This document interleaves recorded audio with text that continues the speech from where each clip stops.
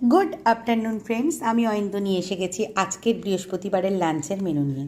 আজকে বৃহস্পতিবারের লাঞ্চের মেনুতে আছে পেঁপে আলু কালো জিরে দিয়ে ভাজা, আছে থোড় ভাজা, বেগুন ভাজা, সঙ্গে আছে মুসুরির ডাল পাতলা করে পেঁয়াজ দিয়ে, আর এখানে আছে কালকেকার 3 পিস ইলিশ মাছের হালকা পাতলা ঝাল।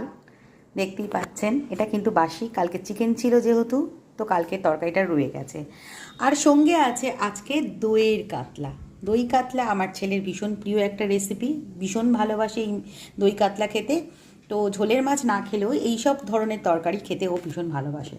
তো বৃহস্পতিবার হওয়া সত্ত্বেও আমি আজকে মাছ রান্না করেছি, কারণ আমাদের বাড়িতে বৃহস্পতিবার মাছ রান্না হয়।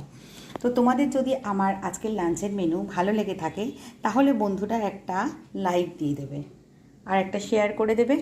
তো সঙ্গে আছে গরম গরম ভাত, এই সবে নামিয়েছি, আর আছে দেখতে পাচ্ছ আজকের এই সব মেনু।